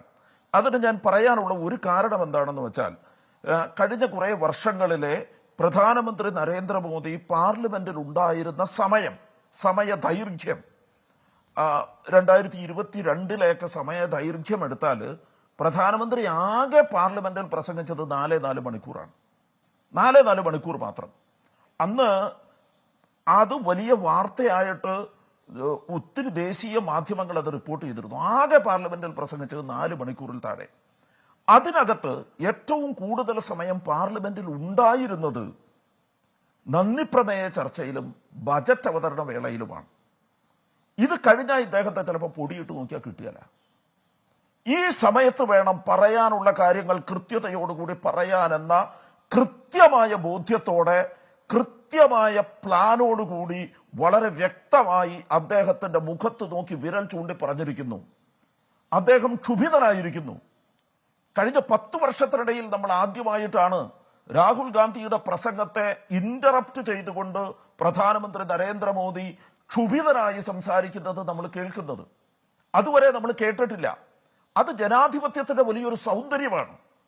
ഈ ലോകത്തുള്ള ജനാധിപത്യ രാജ്യങ്ങളിൽ, മിക്കവാറും വലിയ ജനാധിപത്യ രാജ്യങ്ങളിലൊക്കെ ഒരു കീഴ്വഴക്കമുണ്ട്.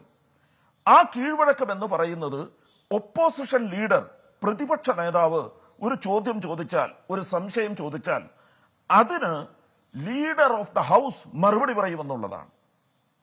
ലീഡർ ഓഫ് ദ ഹൗസ് അതിന് മറുപടി പറയും. ഒപ്പോസിഷൻ ലീഡറും ലീഡർ ഓഫ് ദ ഹൗസും തമ്മിൽ അങ്ങനെ ഒരു ബന്ധമുണ്ട്. അത് ജനാധിപത്യ രാജ്യങ്ങളിൽ എല്ലായിടത്തും നമ്മൾ കാണുന്നതാണ്. എന്നാൽ ഇവിടെ കുറെ കാലങ്ങളായി നമ്മൾ അങ്ങനെ കാണുന്നില്ല. ഇന്ന് പോലും രാജ്യസഭയിൽ ഒപ്പോസിഷൻ ലീഡർ സംസാരിക്കണമെന്ന് ആവശ്യപ്പെട്ടപ്പോൾ സംസാരിക്കാൻ സമയം കൊടുക്കാതെ ഇരുന്ന കാര്യം, രാഹുൽ ഗാന്ധിയുടെ മൈക്ക് ഓഫ് ചെയ്തത് എങ്ങനെയാണ്? ആ സ്ഥാനത്ത് നിങ്ങൾ വളരെ സിമ്പിളായിട്ടൊന്ന് ആലോചിച്ച് നോക്കിയേ. ആ സ്ഥാനത്ത് രാഹുൽ ഗാന്ധി പ്രസംഗിച്ചതിലെ നീക്കം ചെയ്യപ്പെട്ട പരാമർശ ഭാഗങ്ങൾ ഏതൊക്കെയാണ്? അപ്പോ അവിടെയും നമ്മൾ ജനാധിപത്യം പുലരുന്നു എന്ന് വിശ്വസിക്കാനുള്ള കാലമായില്ല. പക്ഷേ ഇന്ത്യ സഖ്യം ഈ രാജ്യത്തെ ജനാധിപത്യ വിശ്വാസികൾക്ക് വലിയ പ്രതീക്ഷ നൽകുന്നുണ്ട്. ഈ പാർലമെന്റിനകത്ത് ജനാധിപത്യം പുലരുന്നു എന്ന കാര്യം അവർ കാണിച്ചു തരും എന്ന വലിയൊരു പ്രതീക്ഷ നൽകുന്നുണ്ട്. ആ പ്രതീക്ഷ ഇന്ന് ഇന്ത്യയിലെ മുഴുവൻ സംസ്ഥാനങ്ങളിലേക്കും ഏറ്റെടുക്കും. ആ പ്രതീക്ഷ BJPയിലെ മുഴുവൻ അംഗങ്ങളിലും വലിയ ക്ഷോഭമുണ്ടാക്കിയിരിക്കുന്നു. ഞാൻ സാധാരണഗതിയിൽ ചർച്ചയിൽ കാണുന്ന സമയത്ത് ഗോപാലകൃഷ്ണൻ വളരെ സൗമ്യമായി നല്ല രീതിയിൽ അവതരിപ്പിക്കുന്ന ആളെയാണ് കാണുന്നത്. ഇന്ന് ഗോപാലകൃഷ്ണൻ വല്ലാതെ അസ്വസ്ഥനായിരിക്കുന്നു. എന്തിനാണ് ഗോപാലകൃഷ്ണൻ പോലും അസ്വസ്ഥനായത്? രാഹുൽ ഗാന്ധി ഡറോമത്ത് എന്ന് പറഞ്ഞപ്പോ ഇന്ത്യയിലെ ജനാധിപത്യ വിശ്വാസികൾക്ക് അത് വലിയ കരുത്തായെങ്കിൽ, ഭരണപക്ഷത്തിരിക്കുന്ന ആളുകൾക്ക് വല്ലാതെ ഭയം തോന്നി എന്ന് വേണം അതിൽ നിന്ന് മനസ്സിലാകാൻ. എതിർപക്ഷം കരുത്താർജിക്കുന്നു, എതിർപക്ഷത്തിന് ഭയമില്ലാതായിരിക്കുന്നു. അവർ കൃത്യതയോടെ, ശക്തിയോടെ കാര്യങ്ങൾ പറയാൻ ആരംഭിക്കുന്നു. മണിപ്പൂരിൽ 2 പാർലമെന്റ് സീറ്റ് ഉള്ളപ്പോ ആ 2 പാർലമെന്റ് സീറ്റും കയ്യിൽ നിന്ന് ഒലിച്ചു പോയതിന്റെ വേദന അവരുടെ ഉള്ളിലുണ്ട്. അത് മനസ്സിലാക്കണം. ശ്രീ ഗോപാലകൃഷ്ണൻ, ദയവ് ചെയ്ത് താങ്കൾ ഒരു കാര്യം മനസ്സിലാക്കണം. ഈ ഗോത്രവർഗ കഥ ഇനി അധിക നാൾ ഓടില്ല.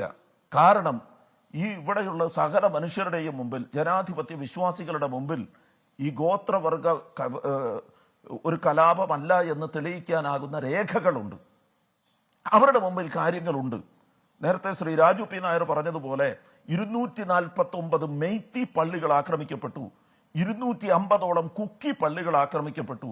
ഇതുവരെ ഉണ്ടായിരുന്ന ഏതെങ്കിലും ഒരു കലാപനാളിൽ, ഈ ഗോത്രവർഗങ്ങൾ തമ്മിലുണ്ടായിരുന്ന ഒരു കലാപനാളിൽ ആരാധനാലയങ്ങൾ ഇതുപോലെ ആക്രമിക്കപ്പെട്ട സംഭവമുണ്ടോ എന്ന് ചരിത്രം വായിച്ചു നോക്കണം ഗോപാലകൃഷ്ണൻ. അങ്ങ് ചരിത്രം വായിക്കണം. അങ്ങനെ ഉണ്ടായിട്ടില്ല. എന്തുകൊണ്ടാണ് ഇപ്പോൾ മണിപ്പൂർ 47-ന് മുമ്പ് മണിപ്പൂരിൽ കുഴപ്പമുണ്ടായിരുന്നു, അത് ഇവിടെ ചർച്ച ചെയ്തില്ലെന്നൊക്കെയാണ് ഗോപാലകൃഷ്ണൻ. ഒരു സാമാന്യ ബോധം വേണ്ടേ? ശ്രീ ഗോപാലകൃഷ്ണൻ ഇപ്പോഴാണ് നമ്മൾക്ക് എല്ലാവർക്കും എല്ലാ കാര്യങ്ങളും അറിയാൻ പറ്റുക. ഇതിനു മുമ്പ് എപ്പോഴൊക്കെ മണിപ്പൂരിൽ കലാപം ഉണ്ടായിട്ടുണ്ടോ അവിടെയൊക്കെ രാഷ്ട്രപതി ഭരണങ്ങൾ ഏർപ്പെടുത്തിയിട്ടുണ്ട്. എന്തുകൊണ്ടാണ് നിങ്ങൾക്കത് സാധിക്കാതെ പോകുന്നത്? എന്തുകൊണ്ടാണ് ഈ കലാപം തുടങ്ങുന്നതിന് മുമ്പ് we are going to annihilate the Kukis, നിർമാർജനം ചെയ്യാൻ പോകുന്നു എന്ന് പ്രഖ്യാപിച്ച പ്രമോദ് സിംഗ് എന്ന് പറയുന്ന ഒരു മനുഷ്യൻ എന്തുകൊണ്ടാണ് ഇപ്പോഴും അവിടെ നിന്ന് കാര്യങ്ങൾ നിയന്ത്രിക്കാൻ സാധിക്കുന്നത്? അദ്ദേഹത്തിന് എങ്ങനെയാണ് അവിടെയുള്ള പട്ടാളത്തെ വരെ നിയന്ത്രിക്കാൻ കഴിയുന്നത്? നിങ്ങൾ ആലോചിച്ച് നോക്കേണ്ട ഏറ്റവും പ്രധാനപ്പെട്ട കാര്യം ഈ ഒരു നരേറ്റീവ് ഇവിടെ നിങ്ങൾ ക്രൈസ്തവ മേലധ്യക്ഷൻ പറഞ്ഞു പൂർത്തിയാക്കൂ ഷൈജു ആന്റണി, പറഞ്ഞു പൂർത്തിയാക്കോളൂ. അവിടെയാണ് ഏറ്റവും പ്രധാനപ്പെട്ട മറ്റൊരു കാര്യം. ഞാൻ പറഞ്ഞത് ക്രൈസ്തവ മേലധ്യക്ഷന്മാരുടെ പ്രസ്താവന ഉണ്ടായിരുന്നില്ലേ? നിങ്ങൾ ആലോചിച്ച് നോക്കണം. നിങ്ങൾ വിചാരിച്ചാൽ ഏതെങ്കിലും 1-2 ക്രൈസ്തവ മേലധ്യക്ഷന്മാരെ അവിടെ ഇവിടെയൊക്കെ കിട്ടുമെന്ന്. പക്ഷെ CBCIയുടെ പ്രസ്താവന എന്തായിരുന്നു? CBCIയുടെ ബിഷപ്പുമാർ പ്രധാനമന്ത്രി നരേന്ദ്രമോദിക്ക് കൊടുത്ത നിവേദനം എന്തായിരുന്നു? ശരി, നമ്മൾ ഒരുപാട് ചർച്ച ചെയ്ത കാര്യങ്ങൾക്ക് ഞാൻ എത്താം ഷൈജു ആന്റണി. ശരി, നാരേറ്റീവ് അധികം നിൽക്കില്ല. അതിലേക്ക് പോകുന്നില്ല. ഇന്നും ബിരേൻ സിംഗ് അവിടെ ജീവിക്കുകയാണ്. അതാണ് പ്രശ്നം. എന്ന് പറഞ്ഞു കഴിഞ്ഞാൽ എരുതിയിലേക്ക് എണ്ണ കോരി വെച്ച് ബിരേൻ സിംഗ് ഇപ്പോഴും മുഖ്യമന്ത്രിയാണ്. ഷെയർ റഹീം, ഇവിടെ ഇന്നിപ്പോ താങ്കൾ രാജ്യസഭയിൽ ഇരിക്കുമ്പോൾ അവിടെ ഭരണഘടനയെക്കുറിച്ച്, അടിയന്തരാവസ്ഥ കാലത്തെക്കുറിച്ചൊക്കെ നമ്മൾ എത്ര കാലത്തിന് ശേഷമാണ് അത്രയും വിശദമായി ചർച്ച ചെയ്യുന്നത്? ഈ ഭരണഘടനയുടെ യഥാർത്ഥ സംരക്ഷകർ ഞങ്ങളാണ് എന്ന് നരേന്ദ്രമോദി പറയുന്നു, അല്ല ഞങ്ങളാണെന്ന് കോൺഗ്രസ് പറയുന്നു. എന്ന് പറഞ്ഞാൽ ദീർഘനാളിന് ശേഷം നമ്മുടെ ഈ ജനാധിപത്യത്തിൻ്റെ വിശുദ്ധ പുസ്തകം അങ്ങനെ സജീവ ചർച്ചയാവുകയാണെന്ന് രാജ്യത്ത്. അത് അങ്ങനെ ഭരണഘടന ചർച്ചയാവുന്ന, അടിയന്തരാവസ്ഥക്കാലം വീണ്ടും ചർച്ചയാവുന്ന, ജനാധിപത്യം ചർച്ചയാവുന്ന ഒരു ജനാധിപത്യ കാലത്ത് രാജ്യസഭയിൽ ഇരിക്കുന്ന അങ്ങേയോർത്ത് എനിക്ക് ചെറിയ അസൂയുണ്ട് ശ്രീ എ റഹീം. 2 കാലമുണ്ടല്ലോ.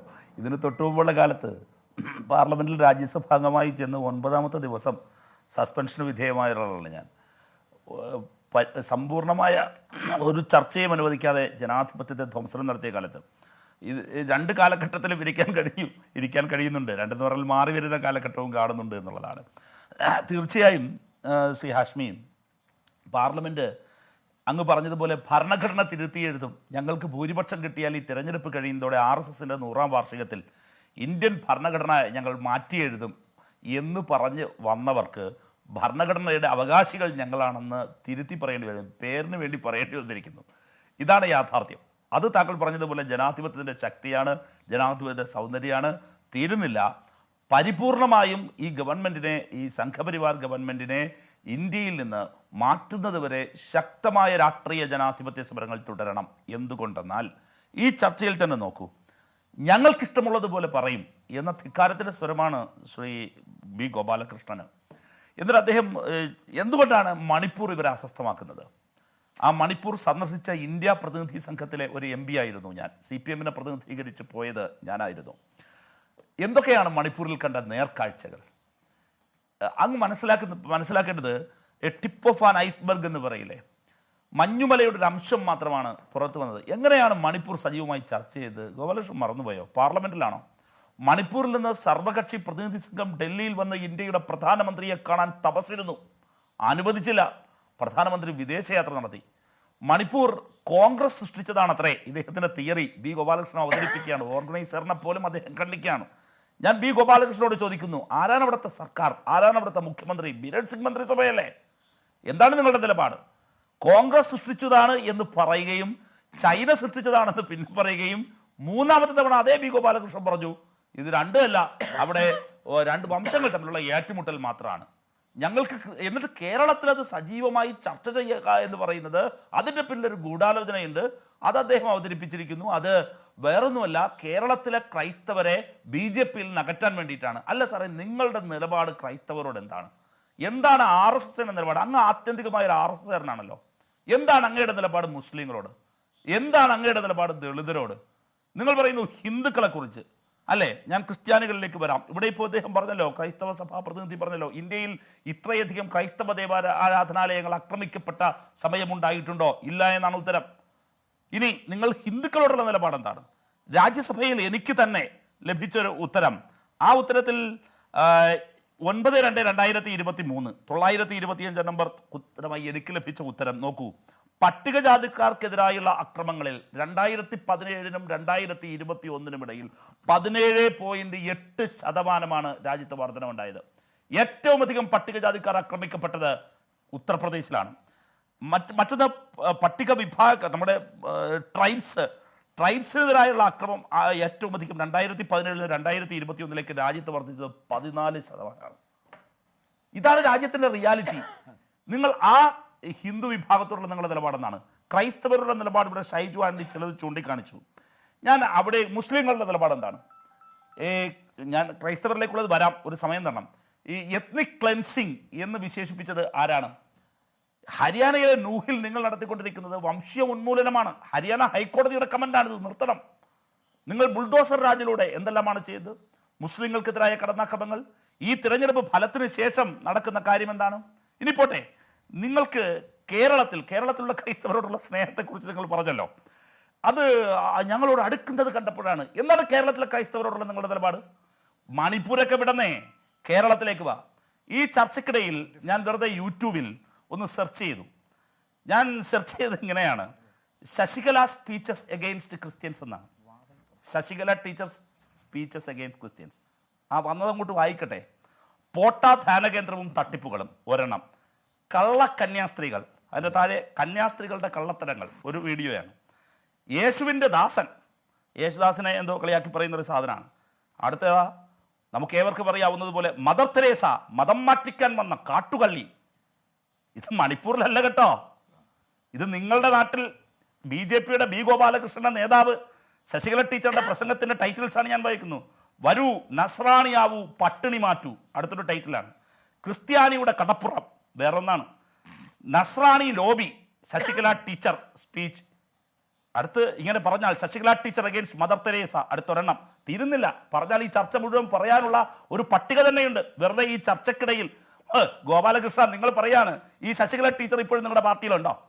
നിങ്ങളുടെ നേതാവ് തന്നെയാണോ? നിങ്ങൾ കേരളത്തിൽ സങ്കുചിതമായ രാഷ്ട്രീയ താല്പര്യത്തിനും ലക്ഷ്യത്തിനും വേണ്ടി എന്തു ചെയ്തു? നിങ്ങൾ ഇവിടെ മുസ്ലിം വിരുദ്ധത ഉണ്ടാക്കുകയും ഇവിടെ ക്രൈസ്തവ ജനവിഭാഗങ്ങളെ നിങ്ങളോടൊപ്പം നിർത്താൻ ശ്രമിക്കുകയും ചെയ്യുന്നു. ഇന്ത്യയുടെ വിവിധ ജയിലുകളിൽ ഇപ്പോഴും കിടക്കുന്ന ക്രൈസ്തവ പുരോഹിതരുണ്ട് നിങ്ങളുടെ ഭരണത്തിൽ. സ്റ്റാൻ സ്വാമി ഈ കാലഘട്ടത്തിന്റെ രക്തസാക്ഷിയാണ്, നിങ്ങളുടെ വേട്ടയുടെ ഇരയാണ്. മറന്നു പോകരുത് B. ഗോപാലകൃഷ്ണൻ.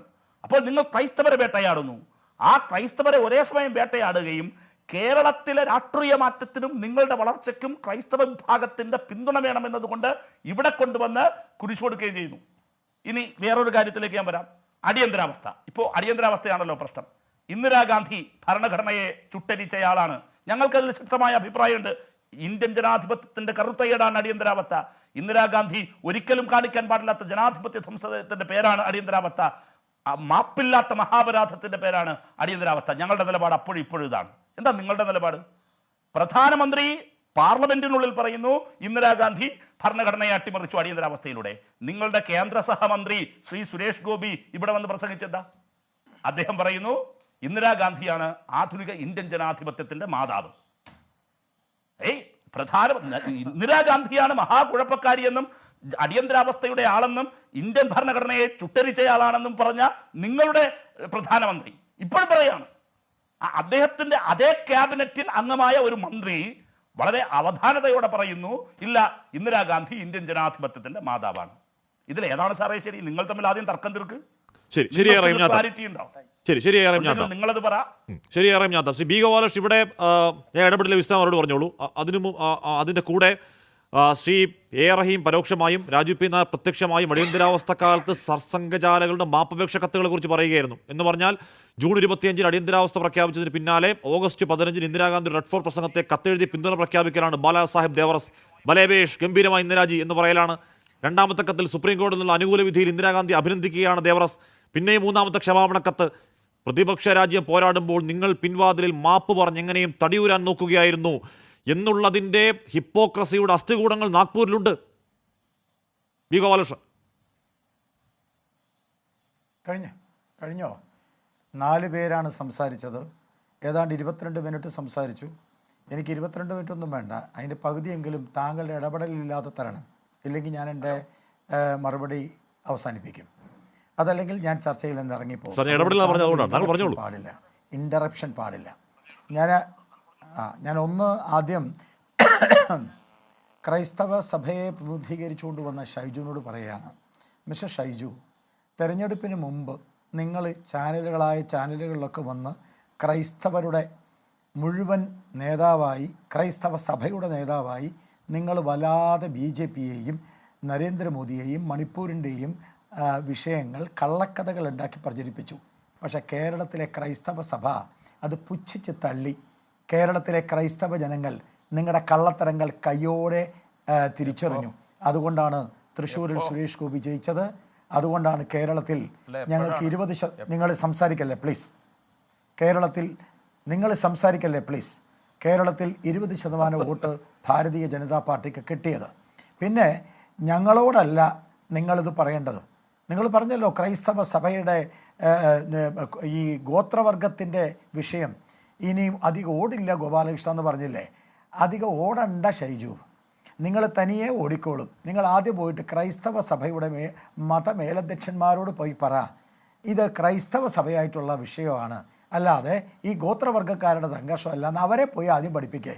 ഈ മണിപ്പൂരിൻ്റെ ചുമതലയുള്ള മഹാരാഷ്ട്രയിലെ ബോംബെയിലെ ബിഷപ്പും ഈ കേരളത്തിലെ ജാക്കോബൈറ്റ്സിൻ്റെ ബിഷപ്പും നിങ്ങൾ ഇപ്പം സംസാരിക്കല്ലേ please. I request you, don't interfere. അവരോട് പോയി നിങ്ങൾ ആദ്യം പറ, ഞാൻ നിങ്ങളെ വിടുന്നു. രണ്ടാമത്തെ കാര്യം, എൻ്റെ സുഹൃത്ത് റഹീമാണ്. റഹീം ഒന്നും മിണ്ടാതിരിക്കും മിസ്റ്റർ, ഞാനൊന്ന് സംസാരിക്കട്ടെ. രണ്ടാമത്തെ കാര്യം, നിങ്ങൾ മിസ്റ്റർ റഹീം നിങ്ങൾ എന്നാണ് ഈ ഭരണഘടനയെക്കുറിച്ചൊക്കെ ചിന്തിക്കാനും പറയാനും ഒക്കെ തുടങ്ങിയത്? ഭരണഘടന വരുമ്പം നിങ്ങൾ വിളിച്ച മുദ്രാവാക്യം എന്താണെന്ന് റഹീമിന് അറിയില്ലെങ്കിൽ ചരിത്ര പുസ്തകം വായിക്കണം. This is Tata Birla constitution. We don't want this constitution. ഇത് ടാറ്റയുടെയും ബിർളയുടെയും കോൺസ്റ്റിറ്റ്യൂഷനാണ്. ഈ കോൺസ്റ്റിറ്റ്യൂഷൻ CPMന് കമ്മ്യൂണിസ്റ്റ് പാർട്ടിക്ക് ആവശ്യമില്ല എന്ന് പറഞ്ഞുകൊണ്ട് കോൺസ്റ്റിറ്റ്യൂഷൻ്റെ കോപ്പിയും സ്വതന്ത്ര ഭാരതത്തിൻ്റെ പതാകയും കത്തിക്കാനും സ്വാതന്ത്ര്യദിനത്തിൽ കരിദിനം ആചരിക്കാനും ശ്രമിച്ചവരാണ് നിങ്ങൾ. അതിന് നിങ്ങൾ ആദ്യം മാപ്പ് പറ. ഞങ്ങളുടെ നാടുണ്ട് തൃശ്ശൂരിൽ. ആ തൃശ്ശൂരിൽ മതിലകത്ത് പോയി കഴിഞ്ഞാൽ മതിലകത്തുനിന്ന് തൊട്ടപ്പുറത്ത് പെരിഞ്ഞനത്ത് സർദാർ ഗോപാലകൃഷ്ണൻ എന്ന് പറഞ്ഞ ഒരാളുണ്ട്. എൻ്റെ പേരായതുകൊണ്ട് എനിക്ക് നാണക്കേടാ. അങ്ങേരെങ്ങനെയാണ് സഖാവായത്, ബലിദാനിയായെന്നറിയോ നിങ്ങൾക്ക്?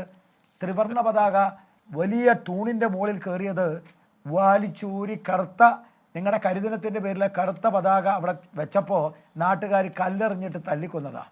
അറിയില്ലെങ്കിൽ ചരിത്രം ഞാൻ പഠിപ്പിച്ചു തരാം.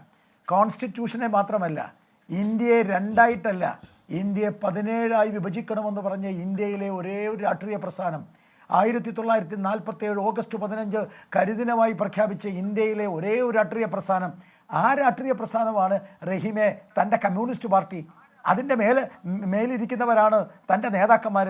എന്നിട്ടാണ് നിങ്ങൾ എന്നെ കോൺസ്റ്റിറ്റ്യൂഷനും ഇതൊക്കെ പഠിപ്പിക്കുന്നത്. പിന്നെ ഇപ്പം നിങ്ങൾ പറഞ്ഞല്ലോ ടീച്ചറുടെ ഹിന്ദു ഐക്യവേദി ടീച്ചറുടെ കുറേ ഹെഡിങ്സും ഇതെല്ലാം കൊണ്ടുവന്ന് ഞങ്ങൾ ക്രൈസ്തവർക്കെതിരാ. പക്ഷെ ഞാൻ അഭിമാനത്തോടു കൂടി പറയുന്നു, ഈ കേരളത്തിലെ ഒരു പള്ളിയും ഭാരതീയ ജനതാ പാർട്ടിയോ RSSോ ആക്രമിച്ച് തകർത്തിട്ടില്ല. ഈ നാട്ടിലെ പള്ളി തകർത്തത് CPMമാണ്. ഏത് പള്ളിയാണെന്ന് ഞാൻ പറഞ്ഞു തരാം. നിങ്ങൾക്ക് വേണമെങ്കിൽ എൻ്റെ ഭാഷ കഴിഞ്ഞ് നിങ്ങൾ ചോദിച്ചാൽ മതി. അപ്പം ഞാൻ പറഞ്ഞു തരാം. ബൈബിള് പിച്ച് ചീന്തിയത് CPMൻ്റെ നേതാവാണ്.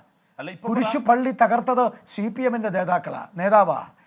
താമരശ്ശേരി, ഞാൻ പറയാന്ന് വെയിറ്റ് പറയാം. താമരശ്ശേരിയിലെ ബിഷപ്പിനെ എന്താ വിളിച്ചതെന്ന് ഞാൻ പറയേണ്ട ആവശ്യമില്ലല്ലോ. കഴിഞ്ഞ ദിവസം ഒരു മിനിറ്റ്, ഞാൻ നിങ്ങൾ പറഞ്ഞപ്പോ കേട്ട ആളാണ്. ഞാൻ നിങ്ങൾ പറഞ്ഞപ്പോ കേട്ടിരുന്ന ആളാണ്. ഇടപെടരുത്. താങ്കൾ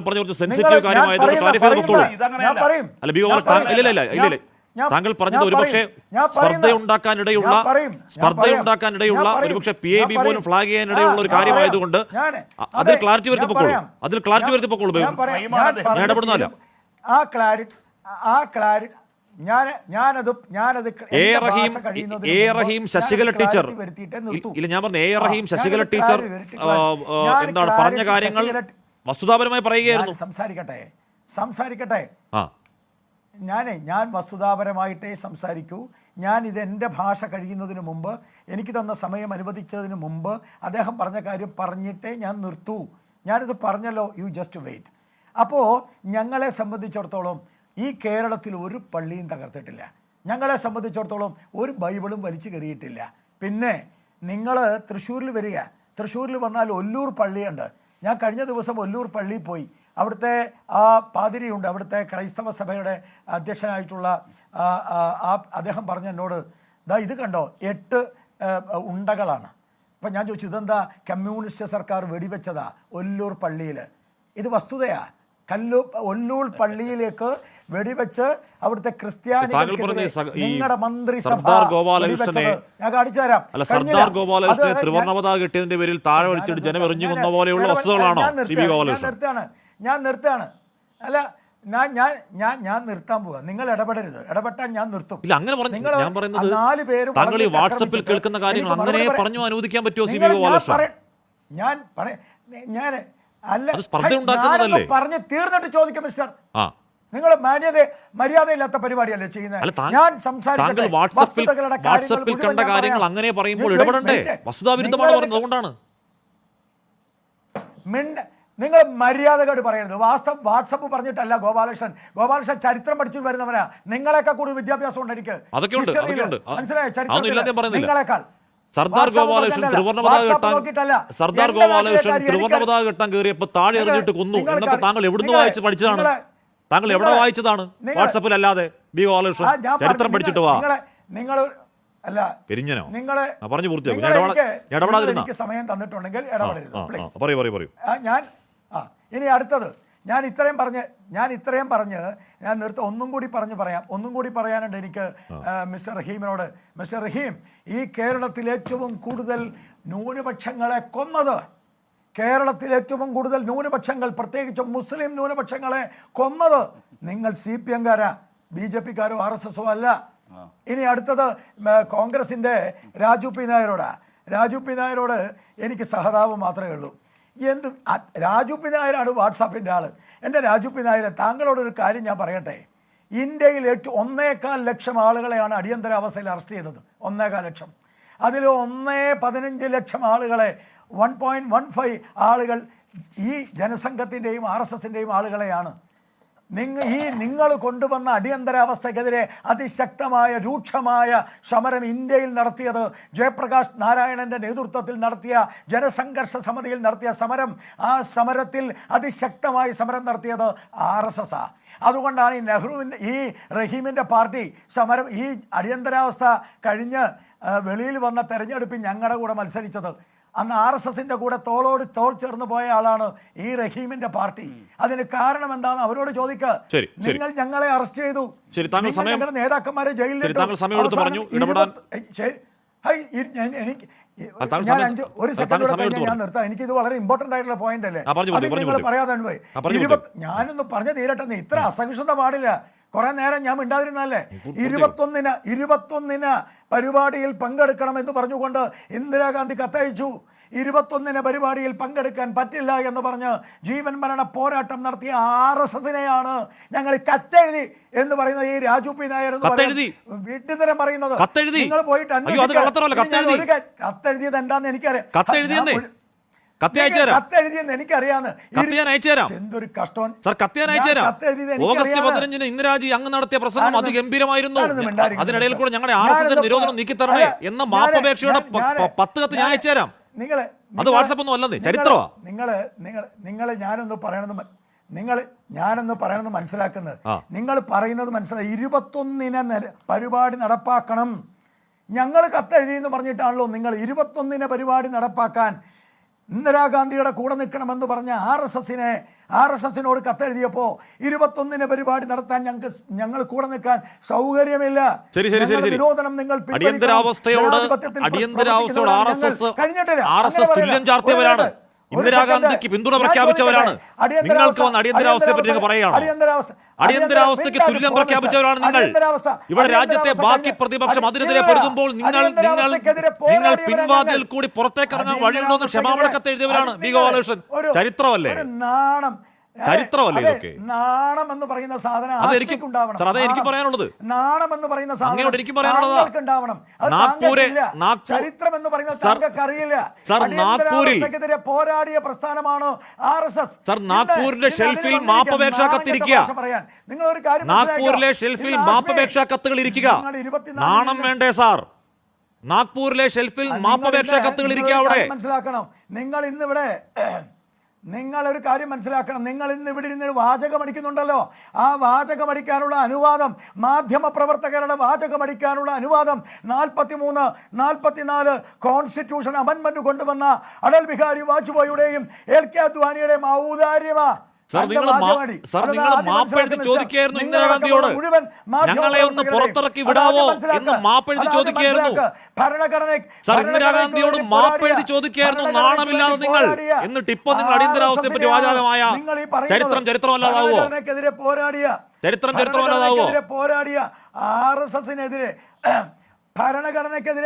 ഭരണഘടനയെ ഇല്ലാതാക്കിയ ഇന്ദിരാഗാന്ധിക്കെതിരെ പോരാടിയത് ഞങ്ങളാ. RSS ബാക്കി പ്രതിപക്ഷ സഖ്യങ്ങളെ കുറിച്ച് പറ. ബാക്കി പ്രതിപക്ഷ സഖ്യങ്ങളെ പറ. ബാലാ സാഹേബ് ദേവർസിന്റെ കത്ത് ഞാൻ അയച്ചുതരാം.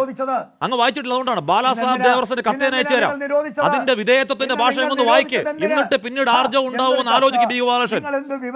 ശരി, ഞാൻ തിരികെ നമ്മൾ തർക്കമായിട്ട് നിൽക്കണം. ബാലാ സാഹേബ് ദേവർസിന്റെ 4 പേജുള്ള കത്ത് ഞാൻ അയച്ചുതരാം. നിരോധിച്ചോ ഇല്ലയോ പറ. ബാലാ സാഹേബ് ദേവർസിന്റെ 4 പേജിൽ കത്തി അയച്ചു തരാം. ആ നിരോധനം ഒന്ന് പിൻവലിച്ചു തരാവോ ഇന്ദിരാജി എന്ന് ചോദിക്കുന്ന കത്തി ഞാൻ അയച്ചു തരാം. ഞാൻ പറയുന്നതാ, ആ നിരോധനം ഒന്ന്, അടിയന്തരാവസ്ഥയിൽ എവിടെ വേണേ തുല്യം ചാർത്താം, ആ നിരോധനം ഒന്ന് പിൻവലിച്ചു തരുമോ ഇന്ദിരാജി എന്ന് മാപ്പപേക്ഷിക്കുന്ന ദേവർസിന്റെ കത്തി അയച്ചു തരാം. ബി ഗോപാലകൃഷ്ണൻ, ഇതൊക്കെ ചരിത്രമല്ലേ? ഇതൊക്കെ താങ്കൾ നേരത്തെ സർദാറിന്റെ കാര്യം പറഞ്ഞ പോലെ വാട്സാപ്പ് പറയുമല്ല. ഈ തൊള്ളയിട്ടിട്ട് കാര്യമില്ല, മനസ്സിലെ? നിങ്ങൾ വാട്സാപ്പ് കൊണ്ട് നടക്കുന്ന, ഞാൻ വാട്സാപ്പ് അല്ല, ചരിത്രവാ. 21 പരിപാടി നടപ്പാക്കാൻ RSS വേണമെന്ന് പറഞ്ഞപ്പോ 21 പരിപാടി നടപ്പാക്കാൻ ഞങ്ങൾ ഇല്ലെന്ന് പറഞ്ഞ് യുദ്ധം ചെയ്തവരാ ഞങ്ങൾ. യുദ്ധം ചെയ്ത് കിട്ടിയ ഔദാര്യവാ നിങ്ങളുടെ ഈ വാചകവടി. നിങ്ങളുടെ വാചകവടി അതാ. എന്തോ മണ്ടത്തരവോ പറയുന്നത് ഗോപാലകൃഷ്ണൻ, എന്ത് മണ്ടത്തരമൊക്കെയാ ശ്രീ ബി ഗോപാലകൃഷ്ണൻ പറയുന്നത്. RSS നേടിയ ഔദാര്യമാണ് ഇവിടുന്ന് ആദ്യപുറത്ത് നടന്നത്. RSS എന്തൊക്കെയാ ബി ഗോപാലകൃഷ്ണൻ പറഞ്ഞത്? എന്തൊക്കെയാണെന്ന് പറയുന്നത്? എന്തൊക്കെയാ പറയുന്നത്? 1977 നവംബറിൽ ഭരണഘടന അന്ത്യരൂപത്തിലേക്ക് എത്തുന്നു. അതേ വർഷം നവംബർ 30 RSSന്റെ മുഖമാസിക ഓർഗനൈസർ പറയുന്നു, the best about the new constitution of Bharat is that there is nothing Bharatiya. മനുസ്മൃതി ദീർഘനാൾ മുമ്പ് എഴുതിയതാണ്. There is no trace of ancient Bharatiya constitutional laws. Manusmriti exiled the admiration of the world. But your constitutional pundits, that means nothing. ഭരണഘടന അന്നേ തള്ളിപ്പറഞ്ഞ നിങ്ങൾ ഭരണഘടനയെ പറ്റി സംസാരിക്കുന്നു. ഒരു ഔദാര്യവും ഇല്ല. താങ്കൾ ചരിത്രം പഠിക്ക്. താങ്കൾ ചരിത്രം പഠിച്ചിട്ട് വാ, ആ ബോധ്യം മാറും. ഒരു ഔദാര്യവും ഇല്ല. ഒരു ഔദാര്യവും അല്ല. നിങ്ങൾ പോയി പഠിക്കുക ചരിത്രം. ഒരു ഔദാര്യവും അല്ല. ഈ ഭരണഘടനയാണ്, ഈ ഭരണഘടനയുടെ ശക്തി. ഒരു RSSന്റെ ഔദാര്യമല്ല. ഈ ഭരണഘടനയാണ് ബി ഗോപാലകൃഷ്ണൻ ശക്തി. ഒരു ഔദാര്യമല്ല. ഈ ഭരണഘടനാ ശക്തി നിങ്ങൾ തള്ളിപ്പറഞ്ഞ ഈ ഭരണഘടനാ ശക്തി നിങ്ങൾ ഇല്ലാതാക്കാൻ നോക്കിയ ഭരണഘടനാ ശക്തി നിങ്ങൾ ഇല്ലാതാക്കാൻ നോക്കി ഈ ഭരണഘടനയാണ് ബി ഗോപാല ശക്തി. ഒരു ഔദാര്യമല്ലെന്നേ. എന്നോട് ക്ഷമിക്കണം, എന്റെ സമയം പൂർണ്ണമായി കഴിഞ്ഞു. എനിക്ക് റഹീമിലേക്കോ രാജു പിന്നാലിലേക്കോ ബി ഗോപാലകൃഷ്ണൻ മറുപടിക്ക് പോകാൻ സമയം കിട്ടുന്നില്ല. എന്നോട് ക്ഷമിക്കണം. നമുക്ക് അടുത്ത ആഴ്ച അത് പരിഹരിക്കാം. എന്നൊരു ഒരു കാര്യം പറയുന്നു, നമ്മളിവിടെ മാധ്യമപ്രവർത്തനം നടത്തുന്നത്, ഇവിടെ നട്ടലുയർത്തി ജീവിക്കുന്നത് ആരുടെയും ഔദാര്യമല്ല. ഔദാര്യമുണ്ടെങ്കിൽ ഒന്ന് മാത്രം, അത് ഈ ഭരണഘടനയുടെ ഔദാര്യം മാത്രമാണ്. ചർച്ചയിൽ പങ്കെടുത്ത എല്ലാവർക്കും നന്ദി.